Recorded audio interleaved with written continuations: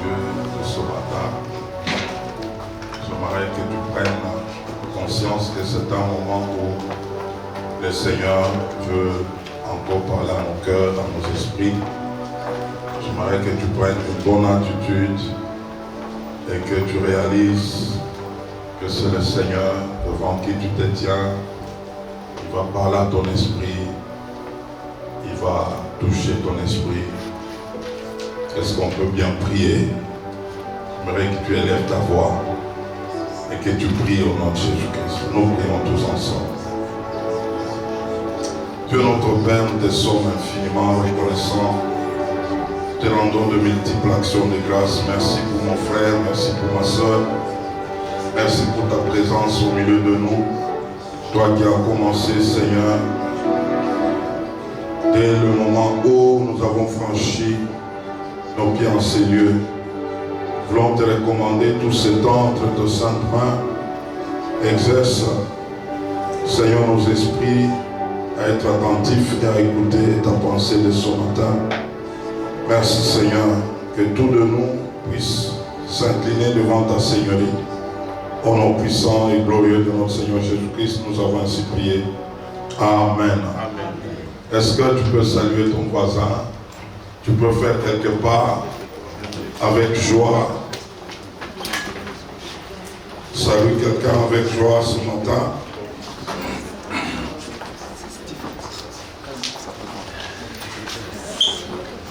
Dis-lui quelque chose. Je te bénisse. Ça va. C'est du service. Pas de blague. Ça va. Soyez abondamment bénis. Il faut toujours être sérieux. Oh, gloire au Seigneur, gloire au Seigneur, gloire au Seigneur. Nous prenons nos Bibles, nous sommes toujours debout. Nous voulons lire cette parole de ce matin. Nous sommes dans Job, chapitre 1er. Job, chapitre 1er, du verset 1er au verset 12.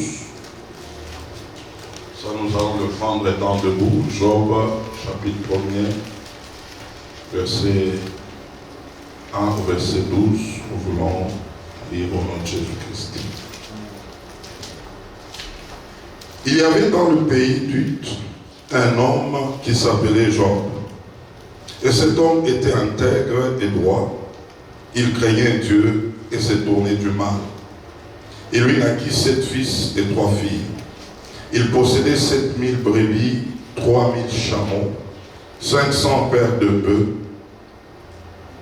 500 ânesses et un très grand nombre de serviteurs. Et cet homme était le plus considéré de tout le pays de l'Orient.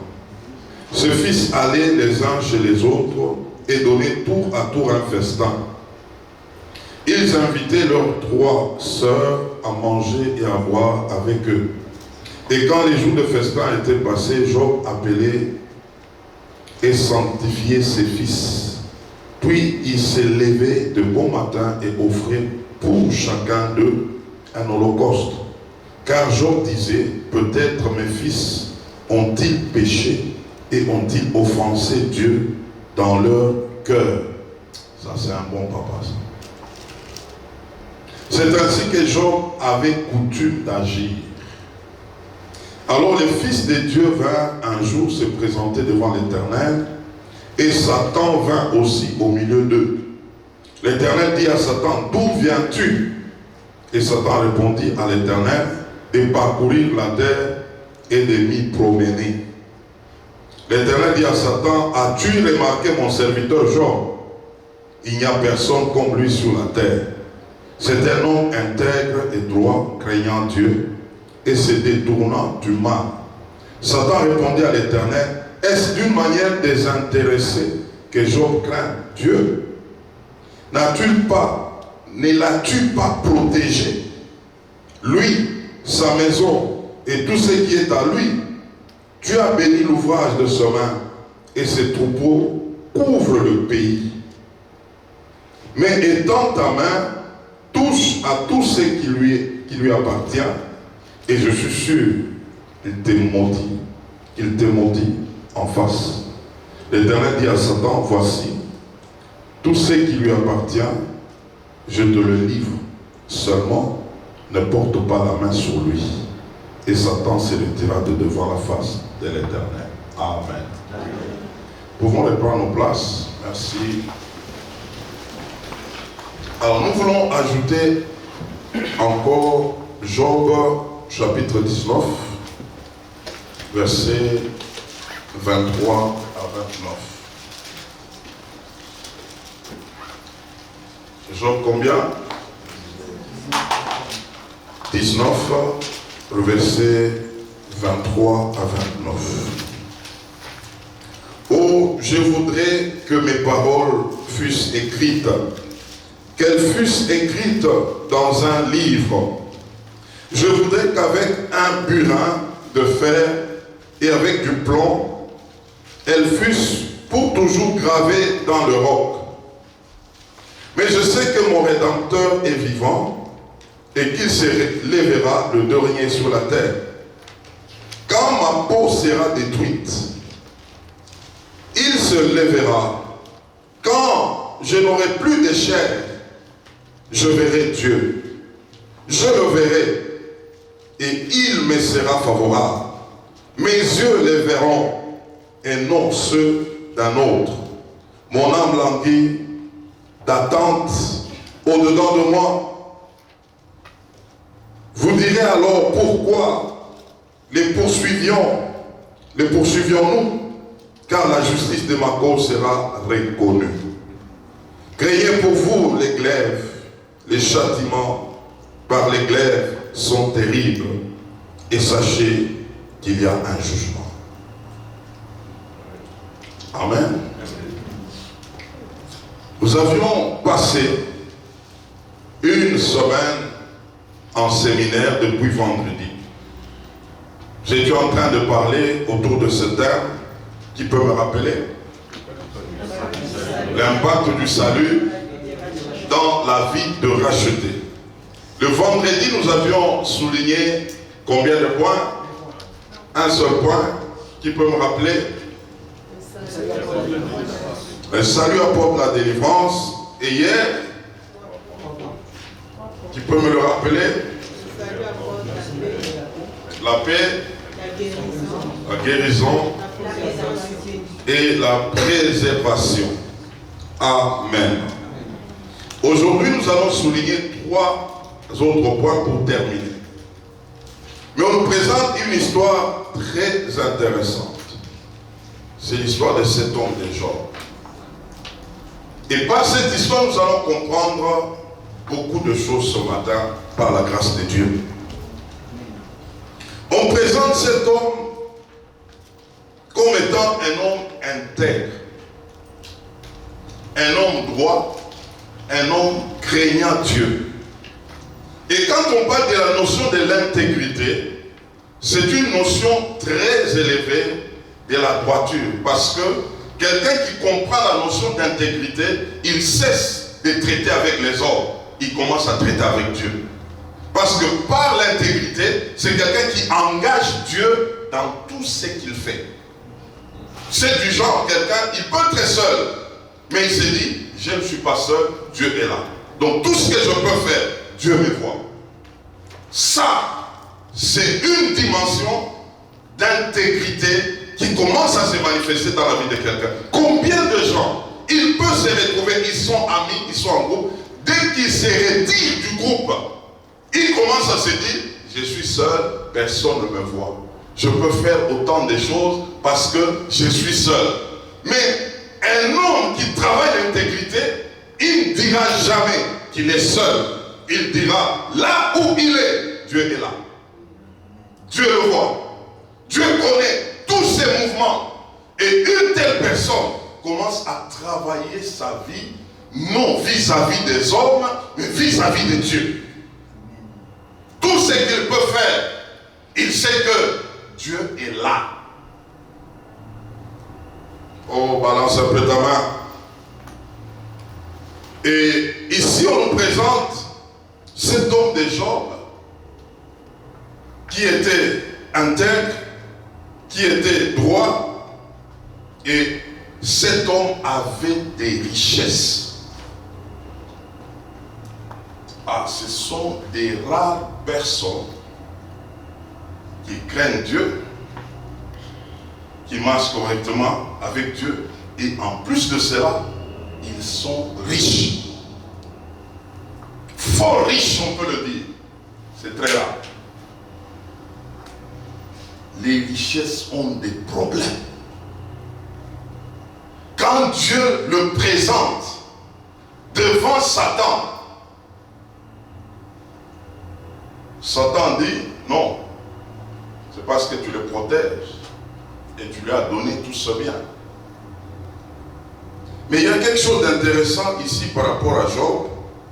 Je l'ai peut-être un peu souligné, que cet homme, même dans son intégrité, dans ses richesses, il savait faire sa part d'un parent responsable vis-à-vis de ses enfants.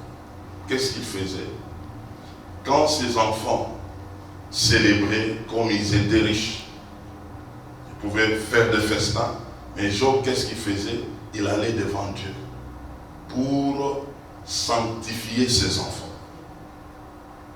et donner des sacrifices au nom de ses enfants. Il se disait, il se pourrait que ces enfants ici, pendant qu'ils festoyaient, ils pouvaient offenser Dieu dans leur cœur. Parce que lui traitait avec Dieu des cœurs. Je vous avais dit, ou du moins pour ceux qui viennent aux études bibliques, que la responsabilité des enfants, c'est les papas qui doivent s'en occuper. Pourquoi aujourd'hui, il y a beaucoup de gens, beaucoup d'enfants sont dans la rue? La première responsabilité incombe au père. Vous allez retrouver ce pays. Il y a beaucoup de femmes qui sont seules et qui ont des enfants. L'éducation des enfants doit partir du papa. Je l'ai souligné aux études bibliques parce que cet homme, le père, il a trois choses à faire. Exhorter, ça veut dire encourager, fortifier. Deuxièmement, consoler, c'est relever, aider. Et troisièmement, l'autorité. Un enfant a besoin de quelqu'un qui exerce sur lui quoi? L'autorité, la verge. Nous l'avions souligné aux études bibliques. Je t'encourage de venir mardi aux études bibliques. On apprend des choses. Pourquoi ça ne marche pas avec des mères, des mamans? Parce que la mère a une dose de sentiments. Un enfant, lorsqu'il découvre la faiblesse de quelqu'un qui doit le gérer, un enfant peut exploiter ça. Mais le papa exerce quoi? La verge. C'est pourquoi on peut rater quelque chose en termes d'éducation dans la maison de ses parents. L'église peut te faire rattraper ça. Si vous êtes obéissant, docile, c'est que vous n'avez pas reçu auprès des parents, vous pouvez les recevoir auprès de l'église. C'est pourquoi l'église est une entité spirituelle qui peut ramener toute une société sur le chemin. Une société sans église, il y aura beaucoup de dégâts. Il y a des enfants qui étaient déjà perdus, mais l'église les a récupérés. Donc comprenez que quand vous venez, il y a certaines choses que vous allez apprendre dans l'église qui peuvent vous aider.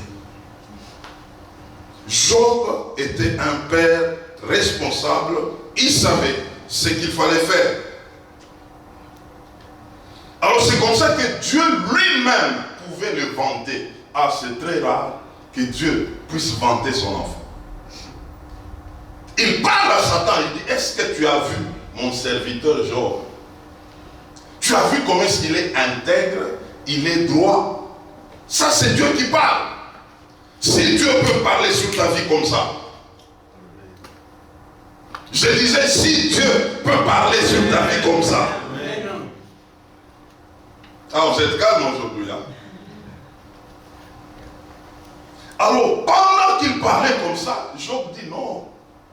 Dieu, est-ce que tu crois vraiment que Job là, ce qu'il fait là, c'est vraiment d'une manière désintéressée? Job a souligné deux choses très importantes. Plutôt Satan. Satan a souligné deux choses très importantes de la part de Dieu sur Job. Et il dit, Job se comporte comme ça parce que premièrement, tu les protèges. Ah bon? Ne l'as-tu pas protégé, lui, sa maison et tout ce qui est à lui? Dieu protège ses enfants. Nous allons le voir ce matin. Et Job continue en disant, deuxièmement, c'est toi qui as béni l'ouvrage de son main. La vraie bénédiction vient de Dieu. Amen.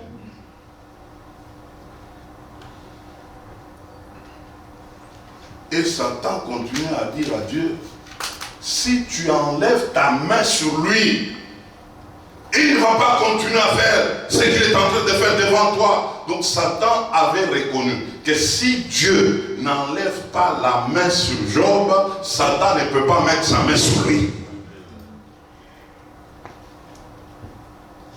Un enfant de Dieu,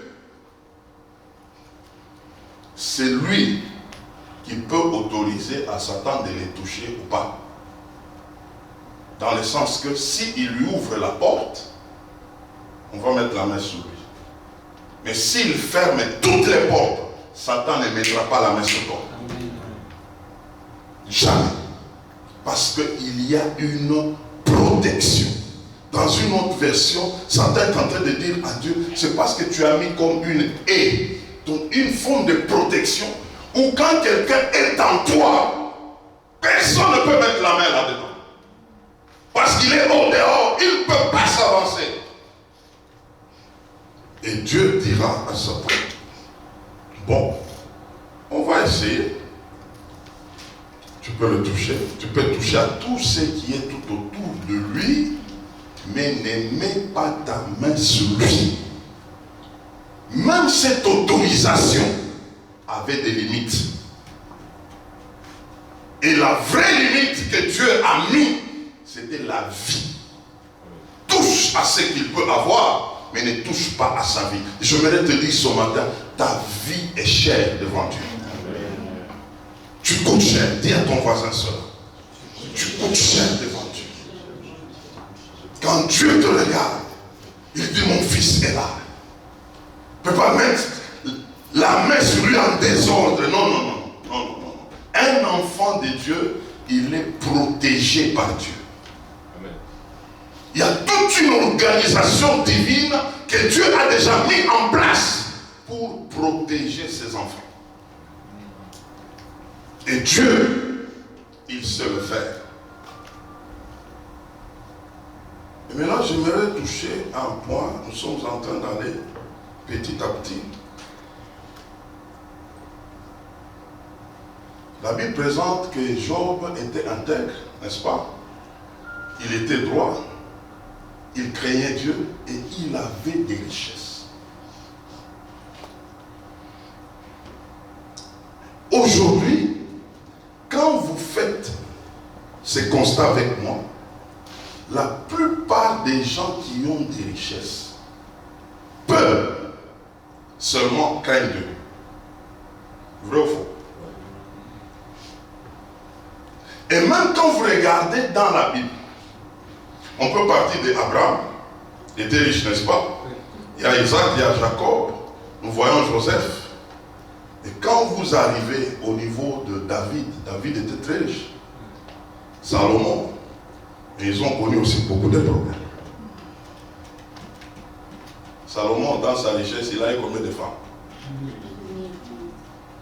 David, dans sa richesse, il avait pris même une femme d'autrui. Femme de quelqu'un. La richesse a des problèmes. Ce matin, On va traiter ça. Vous savez, quand nous traversons la nouvelle alliance, quand on retrouve des riches, ils avaient des problèmes. Il y a un monsieur, Zachée. La Bible le présente comme un monsieur très riche. Mais tous ceux qui étaient tout autour de lui, il l'appelait qui? Pécheur. Il travaillait dans les services d'impôts. Qu'est-ce qu'il faisait? Il soutirait de l'argent. C'est comme ça, quand Jésus est arrivé chez lui, la première des choses, d'abord les gens, c'était un scandale. Tu vois chez un homme pécheur, un escroc, un fraudeur, mais il est riche. C'est comme ça que Zachée, pour la première fois, quand il voit Jésus, il dit quoi? En tout cas, je prends déjà la moitié de mes richesses là, je les donne aux pauvres. Donc il voulait déjà réparer son affaire. Et il dira, même si il y a quelqu'un qui vient me réclamer l'argent, je vais lui donner à combien? Au quadruple. Zachée savait qu'il avait les richesses, mais c'était un problème. Il y a un jeune homme dans la Bible ici, les jeunes hommes riches. Il a dit à Jésus, j'ai observé tous les commandements. Tout. Mais Jésus le regarde. La Bible dit, Jésus l'aimant. Il dit, il te reste une chose. Les richesses là, va les vendre. Et suis-moi. L'Esprit m'a révélé quelque chose. Pourquoi ce jeune homme-là était triste et il ne l'a pas fait? C'est parce que les richesses là n'étaient pas sauvées. Les richesses là, il les avait reçues dans le monde. Il vivait avec selon le monde, il les avait gagnées selon le monde. Un jour, Jésus parle à ses disciples d'un économe infidèle. Il explique comment il a réglé son affaire de dette. Mais Jésus dira à ses disciples, c'est là que j'ai compris que les richesses sont compliquées. Il dit, je le dis à vous, soyez amis aux richesses injustes. Luc 16, 9. Ces disciples qui sont justes, mais quand il parle des richesses, il appelle les richesses comment? Injustes. C'est là le problème. Trouver les richesses justes, c'est un problème. Mais Job, lui était juste. Il pouvait gérer ses richesses selon la justice. Vous savez c'est quoi gérer ses richesses selon la justice? C'est les gérer avec Dieu. Parce que les richesses, toute richesse demande les sacrifices. Je dis bien, toute richesse demande quoi? Les sacrifices. Tu ne peux pas avoir des richesses sans sacrifier. Si tu ne sacrifies pas à Dieu, tu vas sacrifier à Satan. Vous savez comment les riches sacrifient les richesses à Satan? Il peut avoir des richesses. Il est en train d'abuser des jeunes femmes. Il est en train de voler. Il est en train d'escroquer. Ce sont des sacrifices. Avec cet argent, il peut monter des coups. Avec cet argent, il est en train de faire quoi? Des sacrifiés. À d'autres, ils les font même en sacrifiant des vies humaines. Parce que toute richesse demandera toujours un sacrifice. C'est pourquoi, quant à Job, il faisait aussi des sacrifices. Mais devant qui? Devant Dieu. Parce que les richesses, on ne les gère pas comme ça, sans sacrifice. C'est comme ça qu'il y a d'autres personnes. Il a des richesses, mais il a des enfants malades.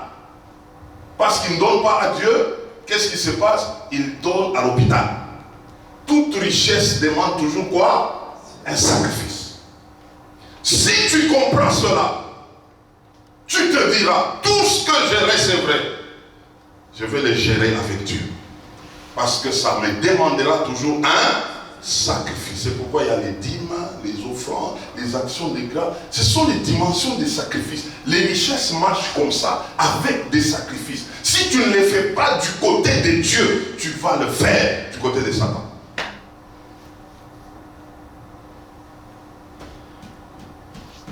Très important. Ne crois pas que pour quelqu'un, il a seulement l'argent. Il change l'environnement. Il change des amis. Il commence à chercher des femmes. Il commence à chercher des maîtresses. Mais qu'est-ce qui se passe? L'argent a besoin de sacrifice. Sacrifice. Il n'y a personne qui peut avoir ça sans sacrifice. Jamais. Ça n'existe pas. Mais Job a trouvé qu'il fallait le faire. Mais le faire à un bon endroit, c'était devant Dieu. C'est comme ça que cet homme, l'ennemi, ne pouvait pas mettre la main sur lui sans l'autorisation de Dieu. Et d'ailleurs, Job a compris une chose. Tout ce que nous recevons de Dieu, on ne peut pas le perdre, sinon Dieu lui-même, s'il en décide. Et Dieu, avec nous, c'est pour l'éternité. C'est qu'on n'est pas perdant avec Dieu. C'est comme ça que Job pouvait réaliser qu'il pouvait dire, même si toutes ces choses ici me quittaient, je serai toujours avec celui qui me les donne. C'est que je n'ai rien perdu. Parce qu'il les a reçus de qui? De Dieu. Tout ce que tu recevras de Dieu, tu vas les gérer avec lui. Mais si tu ne les gères pas avec Dieu, il faut te poser la question d'où ça vient. C'est pourquoi les jeunes hommes riches, ils étaient incapables de vendre ça. Parce que ce n'était pas venu de Dieu. Il les a reçus de sa manière. Il les a reçus quelque part. Il avait difficile à le faire. Mais Job, qui avait reçu de Dieu, il pouvait dire, même si on me les enlève, je ne maudirai jamais Dieu. Parce que je sais que même si mon corps est en train de se détériorer jusqu'à la mort, mes yeux verront Dieu. Frère, si tu arrives à ce niveau-là, tu commences à réaliser que ta vie, c'est Dieu. Tout ce que tu peux avoir ne peut jamais remplacer Dieu.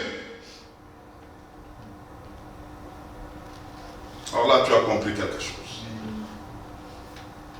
Là, tu as compris quelque chose. Il y a des gens, quand il est avec Dieu, c'est parce qu'il est bien.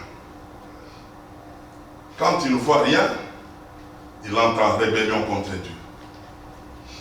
Ça commence à devenir une relation de donnant-donnant. Nous n'avons pas cru en ces dieux-là. Nous avons cru à un Dieu qu'il donne, qui ne donne pas. Mais je sais qu'il est mon Dieu. Je resterai fidèle à lui. Je m'attacherai à lui jusque dans l'éternité. Job savait qu'un jour, ses yeux verront Dieu. Tout ce qu'il peut avoir, ce sont des choses qui pouvaient l'accompagner. Mais ce que Job attendait davantage, c'était qu'un jour, qu'il puisse voir Dieu. Si telle peut être ton attente aussi ce matin. Oh, nous avons la faveur. Nous avons cru à un Dieu que nous n'avons pas vu. Les apôtres l'ont vu, mais nous, c'est pas la foi. Et j'aimerais te dire, il faut que tu soupires un jour de le voir face à face. Si ça peut être ton espérance, de dire un jour, j'aimerais le voir. Oh, gloire au Seigneur. Je me rappelle un cantique qu'on chantait lorsque nous étions des jeunes gens en train de vivre pour le Seigneur. On chantait comme ceci. Oui, je le verrai. Oui, dans sa splendeur, j'habiterai dans sa présence. Jésus, c'est lui mon trésor, j'habiterai dans sa présence. Oh mon frère, il faut que tu le voies un jour. Il faut que tu soupires à ça. Qu'un jour, je le verrai avec mes yeux. Une telle personne qui a une telle espérance, rien ne peut le distraire. Rien du tout. Nous allons quelque part, mais nous voulons le voir. Parce que nous avons cru en lui sans le voir. Nous l'avons cru par la foi. Mais un jour, il faut qu'on soit face à face avec lui.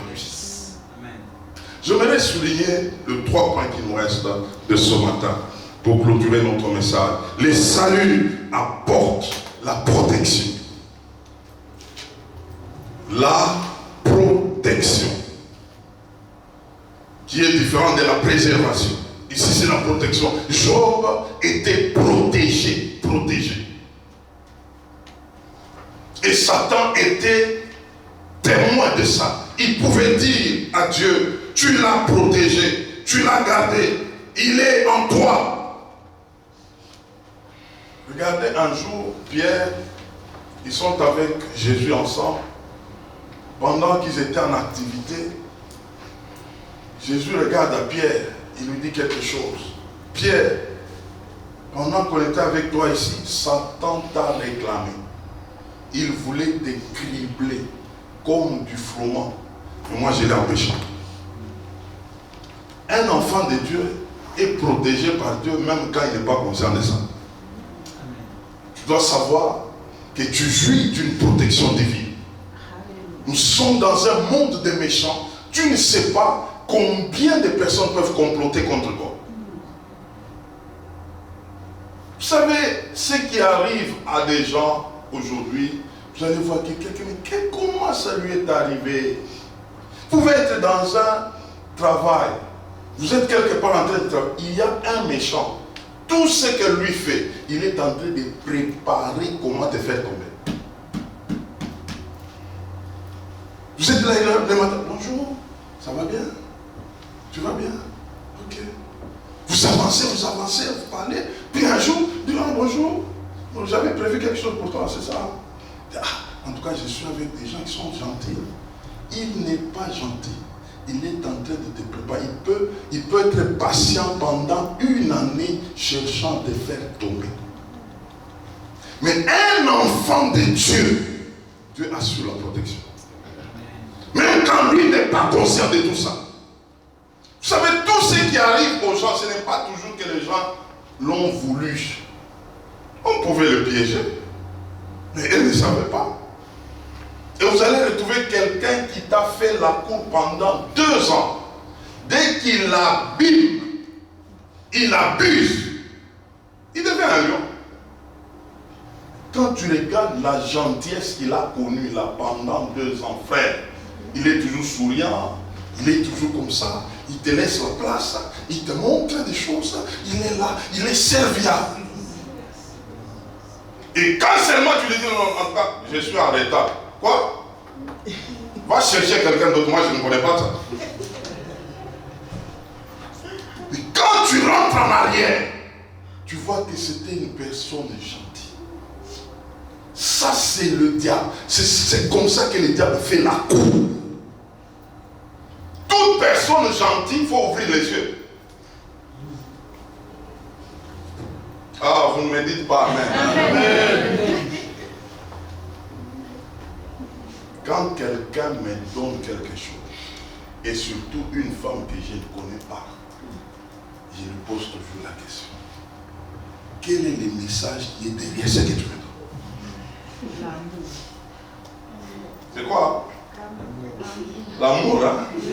Il y a plusieurs dimensions d'amour, hein?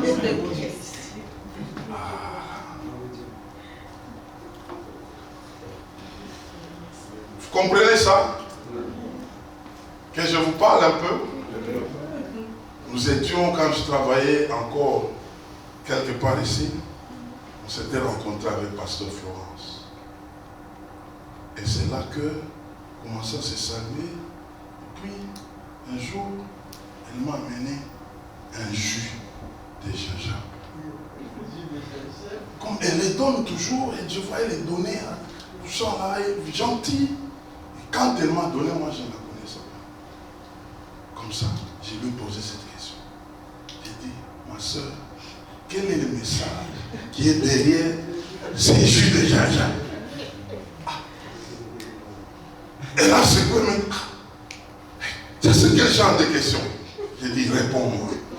Vous savez, elle témoigne de ça. Elle dit, c'est la chose qui m'avait fait frapper quand je t'ai rencontré. J'ai dit que ça c'est un homme de Dieu. Vous êtes gentil, hein? Quelqu'un qui ne te connaît pas, quelqu'un qui est à peine avec toi, et puis il dit non, bonjour, bonjour. Ok, en tout cas, je pense à toi, prends ça, tu peux aller prendre du café. Tu regardes qu'on a $500. Tu dis merci, merci. En tout cas, cet homme est gentil. Hein? Attention. Il est gentil seulement, il vient seulement te donner. Toi qui es Dieu. Ça, c'est la gentillesse, ça. Il y a un message derrière. Il va te donner 500, toi tu vas lui donner 2000. Ah oui. Sachez, et ça, l'esprit est capable de nous réveiller comme ça. Parce que Dieu nous protège. Dieu nous protège. On vit dans des environnements de méchants. Si tu n'as pas la protection de Dieu, tu seras une proie pour quelqu'un. Une proie pour quelqu'un. On va te broyer par quelqu'un. C'est le monde dans lequel nous sommes. Nous devons en être conscients. Que ce soit les hommes, que ce soit les femmes. J'ai rencontré une femme, c'était au pays, elle m'a dit, moi là que tu vois, quand j'étais encore dans le monde là, j'ai ciblé des hommes. Je vais regarder quelqu'un qui a l'argent comme ça, je dis, toi je te prends. Et il dit, tu vas tomber avec moi. Je dis, heureusement tu me parles comme ça, tu es déjà converti. Il y a des gens comme ça. Il peut te filer pendant des années en train de te cibler et toi tu n'es même pas conscient. Il peut même te donner une promotion. Il peut se montrer gentil, tu dis non, non, on va donner une promotion au même. Attention, il faut sanctifier les promotions, frère. Sinon, ça ne sera pas seulement la promotion, ça sera et la promotion et autre chose. Et dans toutes ces choses, Dieu nous garde. Dieu nous garde. Il faut désirer la protection divine et être conscient de ça. Parce que nous sommes dans un monde plein de méchants. Jamais oublier ça. Là où tu vis, quelqu'un qui n'a pas Christ, le premier réflexe, c'est un méchant. Il faut bien ouvrir les yeux. Parce que tu ne sais pas par où il peut passer.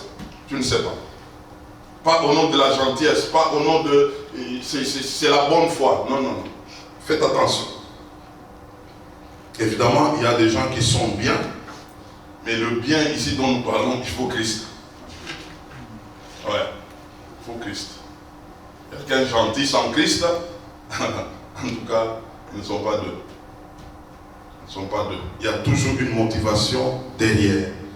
Deuxièmement ou sixièmement maintenant, les saluts apportent la prospérité, le bien-être. Et c'est ce que Job vivait. Vous savez, la prospérité, comme beaucoup l'ont enseigné, c'est d'abord un état d'esprit. Ce n'est pas directement l'affaire des richesses. Tu vois quelqu'un qui a des richesses, tu déclares déjà, il est prospère. Tu ne sais pas d'où est venue sa source de richesse. Tu peux envier quelqu'un pour rien, mais cette personne elle-même n'est même pas heureuse. Mais parce que toi tu as vu seulement ce qui l'entoure, les biens qu'il a, il change de carrosse, tu te dis en tout cas, j'ai trouvé un modèle. Non, mon frère. C'est pourquoi j'aime le dire. Même les millionnaires ici que vous voyez, ne soyez pas promptes à chercher comment les imiter. Il faut connaître leurs sources. Très important. Quelqu'un va parler, non, en tout cas, aujourd'hui, le football là, ça fait des millions. Il va citer un joueur, il parle que non, tel a autant de millions. Mais quand tu regardes sa vie là, il sait d'où ça vient. Il y a un monsieur, c'était un basketteur là. Je ne sais pas comment ça s'est passé. Le monsieur montait aux États-Unis. Puis, du coup, quelques temps après, avant qu'il ne monte là, son père est mort. Puis après, on a su par après. Et pour qu'il fasse cette montée, il fallait qu'il puisse sacrifier. Mais il y a des gens qui l'envient, il a un hélicoptère, il est là, il peut aller, et quand il doit aller jouer, l'hélicoptère descend, et puis il descend là. Et les gens commencent à dire, non, non, vraiment, en tout cas, ça c'est un modèle de personnes qui ont réussi. Même des personnes qui enseignent, que ce soit dans le cours de management, les cours de... Moi, j'évite les exemples de personnes riches sans Dieu. Ça ne me convient jamais. Il y a toujours quelque chose là, connaissant les richesses. Les richesses ici, tu ne peux pas les prendre comme ça. Non, il explique le principe, voilà comment il a fait. Non, il y a d'autres principes qu'on n'explique pas. Beaucoup de gens envient Bill Gates, n'est-ce pas? Vous connaissez ce qu'il fait? Il y a des gens qui l'ont même étudié. Regarde des gens qui ont réussi dans la vie. Les Bill Gates. Mais il y a les sangs derrière. Mes frères, à moins que c'est une exception, je ne sais pas comment, avoir des richesses sans Dieu, exceller dans la droiture, intégrité, je ne sais pas. Les richesses demandent quoi? Les sacrifices. C'est pourquoi la prospérité, c'est une affaire des enfants de Dieu. Parce que ça part de l'intérieur vers l'extérieur. Il faut connaître la source. Dieu a commencé où avec toi pour t'amener où? Vous pouvez poser des questions aux gens. Il a beaucoup de choses. Pose-lui la question. Ça a commencé comment? Il peut t'expliquer, mais à un moment, ça peut être flou. Il y a toujours quelque chose là qui bouge. Il y a quelque chose qui bouge là. Et j'ai compris, c'est pourquoi Jésus pouvait dire, même Jésus en expliquant l'affaire des richesses, quand vous allez dans 1 Timothée 6 là, il parle de l'affaire des riches, ils doivent être humbles, ils ne doivent pas être orgueilleux. Les richesses apportent beaucoup de choses. Jusqu'à dire, faites-vous amis aux richesses injustes. Pour les richesses, il a parlé que ce sont des choses qui sont comment? Injustes.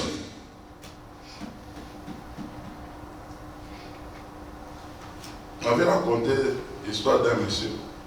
Il était quelque part, il travaillait, il était serviteur de Dieu. Alors, vous pouvez faire, chez nous au pays, il y a des termes, hein? Il y a des motivations, il y a quoi encore? Il y a des sous-tables, des mivets, il y a des trucs comme ça. Alors lui, serviteur de Dieu, il gagnait beaucoup d'argent. Maintenant, il commençait à raconter à une autre personne pour dire, vous savez, il y a de l'argent où on ne peut même pas donner la dîme avec. Parce que ça, c'est compliqué là. Il faut trouver les vrais là. Ce qui est honnête, c'est dans ça qu'on donne la dîme. Il construit des maisons, il fait des affaires avec ses dire non, ça là, ça, Dieu ne va pas. Mais toi, tu es serviteur de Dieu. Les richesses injustes. Quand quelque chose, les richesses, tu commences à inviter Dieu dans ça, ça va te régler. Ça va te régler. C'est pourquoi Satan voudra te tirer de son côté pour que quand tu prends ça, que tu les gères seulement avec lui. C'est pourquoi les résultats en ça, c'est péché. Les richesses ont fait pécher beaucoup de gens. Peu sont ceux-là qui ont compris qu'il fallait les gérer avec qui? Avec Dieu. Les richesses qui sont comment? Injustes. Ah, ce terme ici, je vais continuer à étudier ça. Richesse injuste. Mais un juste doit gérer ça. Toi, tu es juste. Dieu t'appelle mon juste. Mais il dit, pour traiter avec les richesses. Les richesses sont comment? Injustes. Ah bon? Ah ici, cette leçon n'est pas encore finie. Amen. Je te donne aussi le devoir d'aller chercher. Amen. Va chercher ça et comprendre.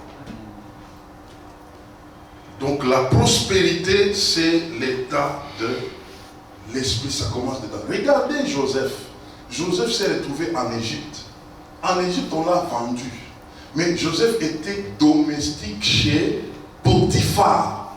Mais la Bible déclare tout ce que Joseph touchait là, en train de travailler, prospérer. La prospérité était entrée dans la maison de Potiphar par un domestique. Mais aujourd'hui, dans cette société, on ne peut pas parler comme ça. Un domestique prospère. Parce que ce domestique-là portait Dieu. Il était avec Dieu. C'est Dieu qui fait de ses enfants des enfants prospères.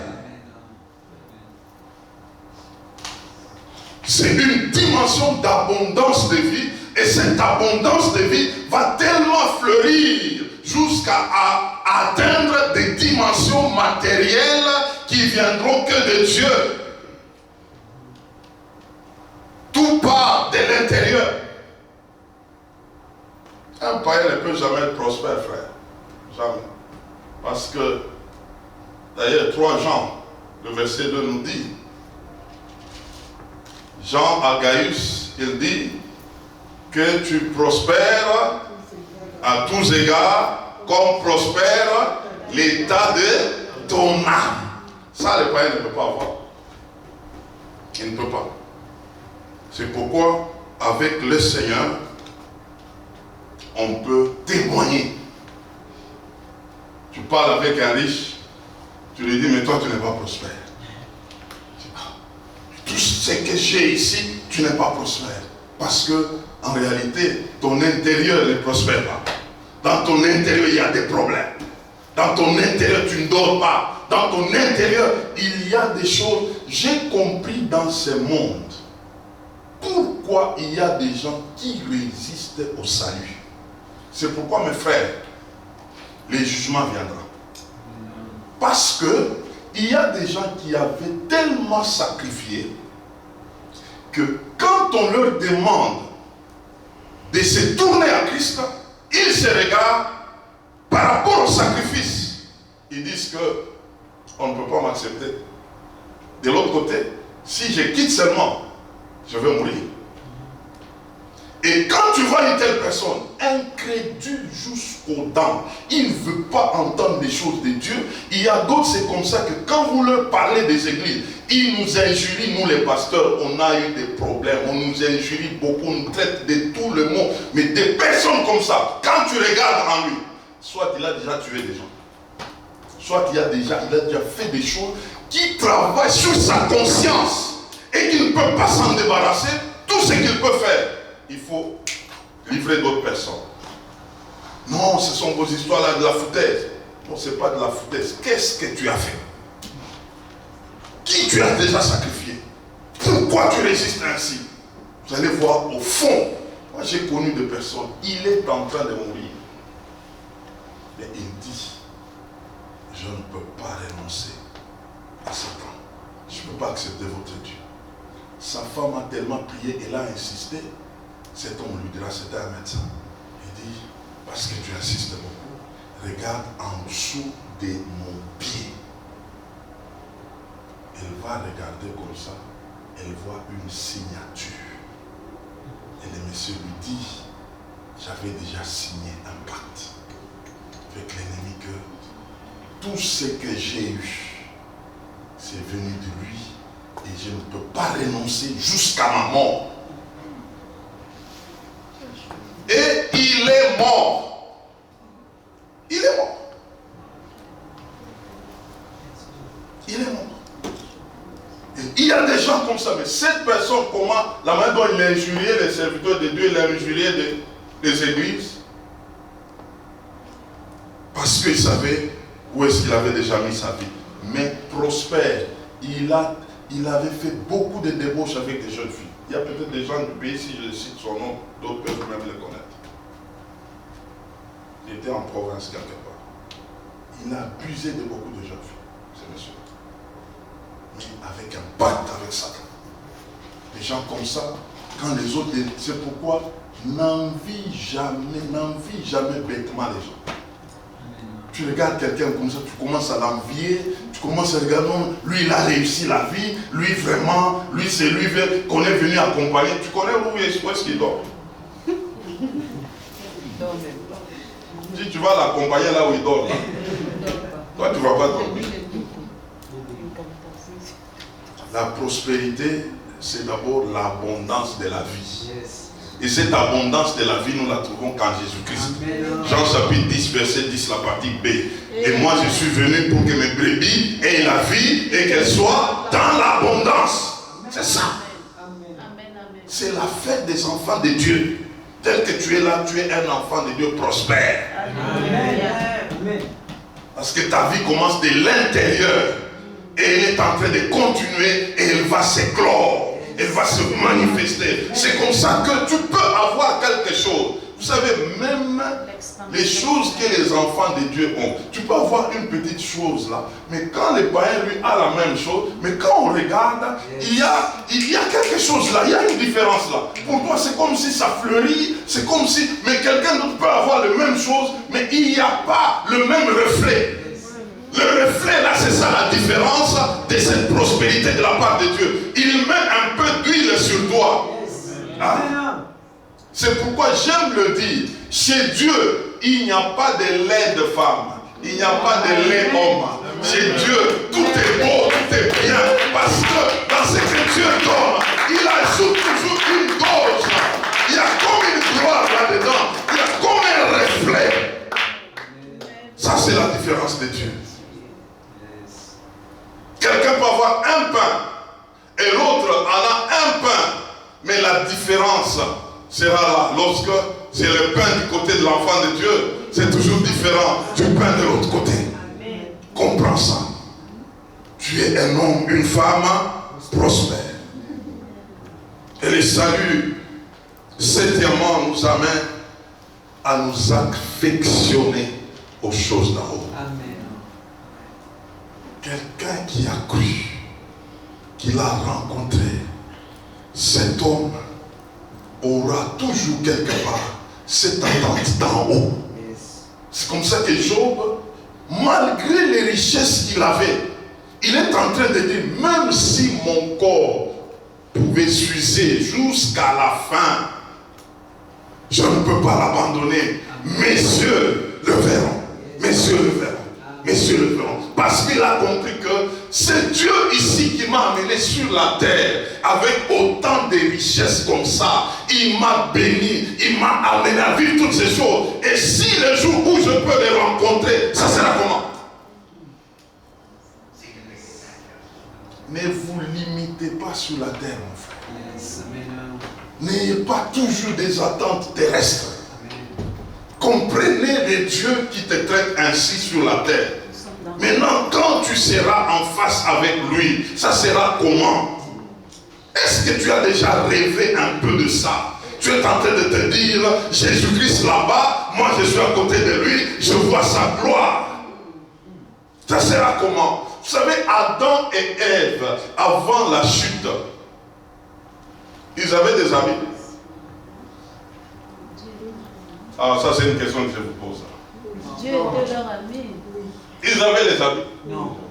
Non. Oui. Dieu. Les habits. Oui.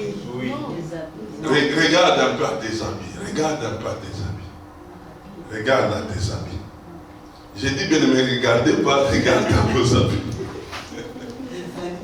Les habits, ce que tu portes là, ça cache quelque chose. Hein? Et les habits de Adam et Ève étaient des habits glorieux. Yes. Amen. Des habits glorieux. J'aimerais retrouver ces habits-là. Amen. Ils avaient des habits. Il y avait une gloire sur eux. Cette gloire dépassait ce que nous portons aujourd'hui.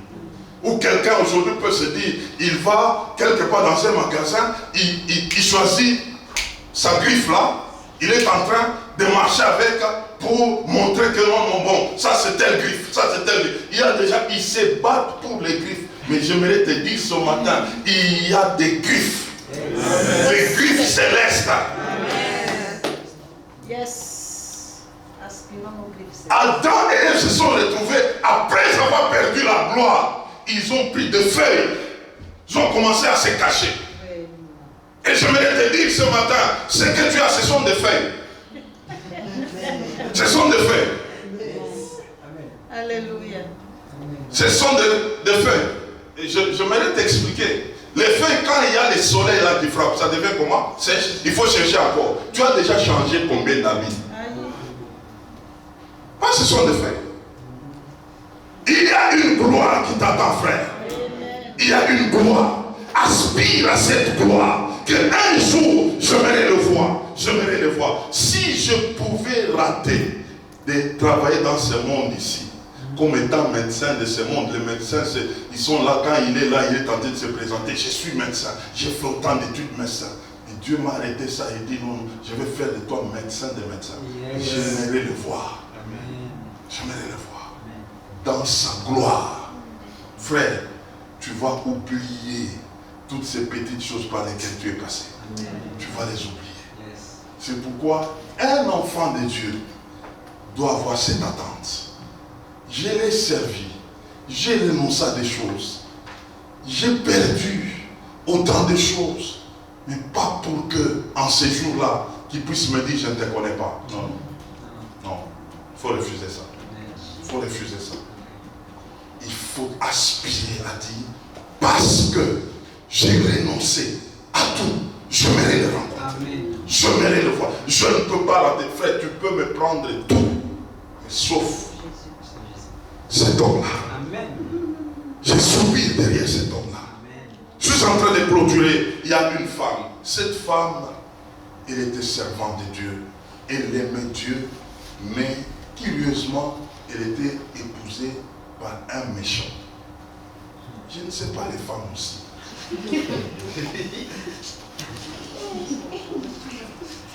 Une bonne femme, c'est comme Abigail. J'ai toujours demandé comment Abigail pouvait sortir avec un Nabal, un homme, la Bible le présente comme un homme méchant, orgueilleux, en un but de lui-même. Mais quand on regarde la femme Abigail, comment il s'est parlé, comment il vivait, même dans la chambre, c'était comment? Un homme méchant, comment? Il boit du whisky, il fume la cigarette, il dégage les odeurs, mais c'est elle ta femme, c'est ton mari. L'amour supporte tout. Cet amour va te tuer.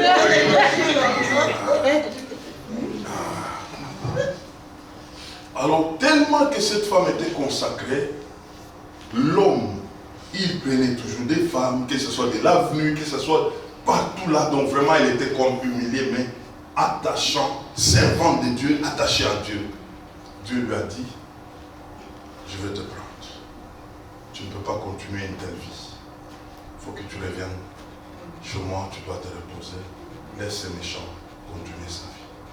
Alors cette femme a commencé à sentir comme un peu de malaise, et puis on l'amène à l'hôpital. Elle est entrée à l'hôpital, le médecin a fait les examens, mais elle n'avait pas de maladie. Elle était toujours faible. Alors, le Seigneur commence à lui parler pour lui dire, il faut que tu viennes. Mais il y a une mission que tu vas faire avant que tu ne viennes. Il y a des personnes à qui tu dois donner des directives par rapport à leur vie. Et qu'elle était hospitalisée. Et maintenant, cet hôpital, sa chambre, était devenu un cabinet de travail. Elle est là comme ça, elle est un peu pâle. Elle va se réveiller le matin et dire, appelez-moi telle. On va appeler telle personne, la personne arrive dans l'hôpital. Elle parle à la personne. Voilà ce que tu vas faire dans ta vie. Voilà, voilà, voilà. Elle explique, elle prophétise, elle demande quelqu'un d'autre.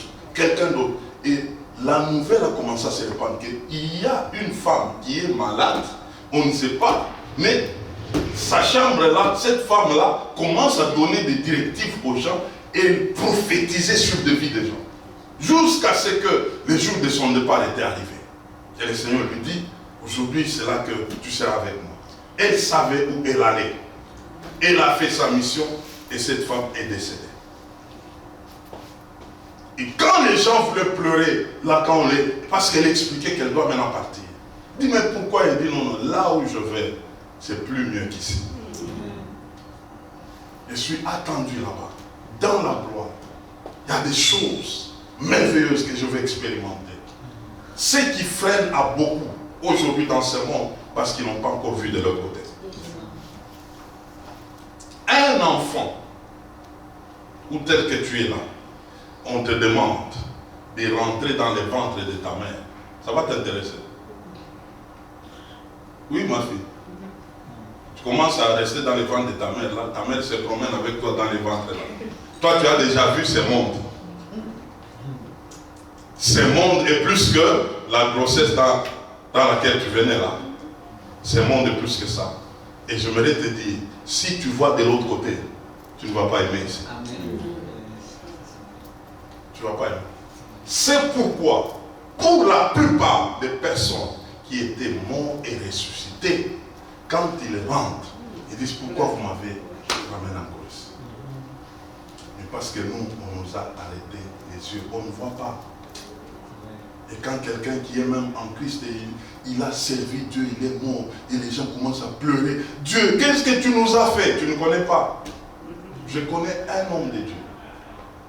C'est un homme puissant. Dieu l'utilisait puissamment dans des prières de guérison. Cet homme-là, un jour, pendant qu'il était en travail, sa femme est restée à la maison, et puis sa femme était décédée. On lui dit, ta femme est décédée. La personne dit, ne l'enterrez pas. Moi-même, j'arrive, il me reste 2 jours de séminaire, j'ai fini, je viens, ne l'enterrez pas. Il a fini les 2 jours de séminaire, il est rentré au pays. C'était en Angleterre. Il rentre au pays, il trouve, il dit, où est-ce que vous avez mis? C'était à la mort de là, il sort la femme. Il dit, allez, debout. La femme s'est mise debout. Maintenant, la femme qui le regarde, la femme lui dit, mais pourquoi tu es venu me déranger? Ma part est déjà finie sur la terre. Je suis dans la présence de Dieu, laissez-moi tranquille. Il a regardé sa femme. Il dit, bon, ok, tu peux partir. Et la femme est décédée. Je ne vous raconte pas des histoires. Je suis un bon lecteur. Je connais ça. Il n'y a pas quelqu'un qui connaît cette histoire ici? Non. Non. Ah, allez chercher. Authentique. Authentique. C'est seulement toi. Tu crois que tout s'arrête ici. Moi, quand tu es là, tu dis non, non. En tout cas. Que Dieu bénisse sa parole. Amen. Amen. Amen. Amen. Amen. Nous allons nous lever tous ensemble. Nous allons nous lever. Nous voulons louer ces dieux-là. Le salut, c'est un salut qui apporte l'impact, qui apporte l'expansion. Si tu pouvais comprendre ces choses dans ce sens-là, tu ne fermeras pas ta bouche. Tu vas commencer à parler. Tu vas commencer à expliquer qu'il y a plus meilleur que ça. Tu vas commencer à proclamer. Tu vas commencer à les déclarer. J'aimerais qu'on puisse seulement rendre grâce à Dieu pour les saluts. Que tu lui dis, s'il y a un beau cadeau que j'ai reçu de toi, Dieu, c'est de m'avoir sauvé. Amen. C'est de me donner ce grand salut où je suis candidat au royaume céleste.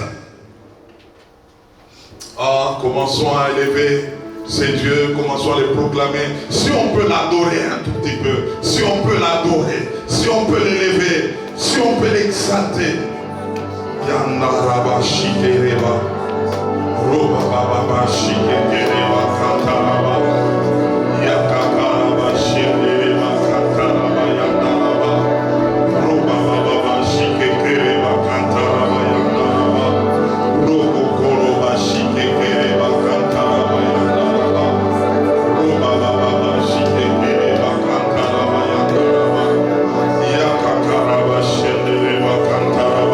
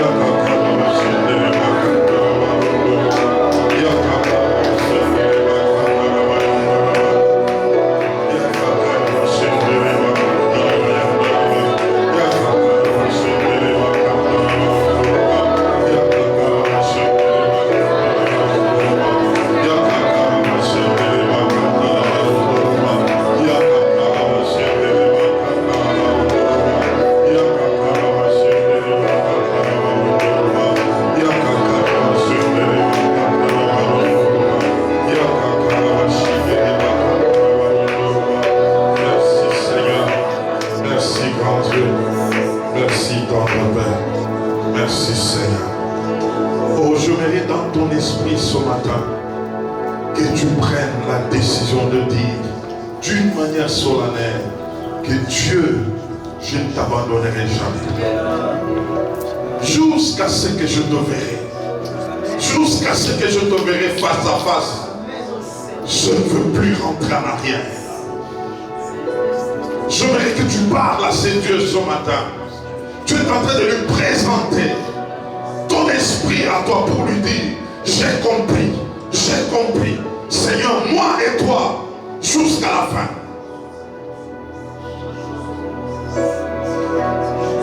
Parle à ces dieux, parle à ces dieux.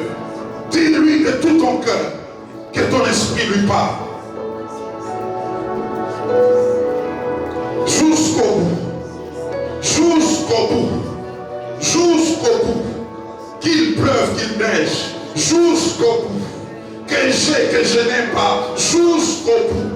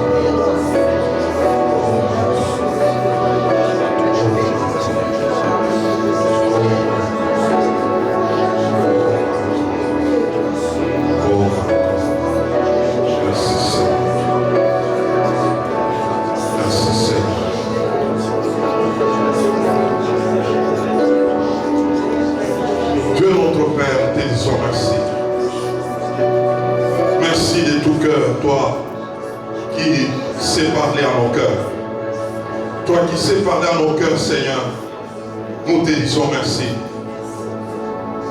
Toi qui nous as parlé, Seigneur, nous te disons merci.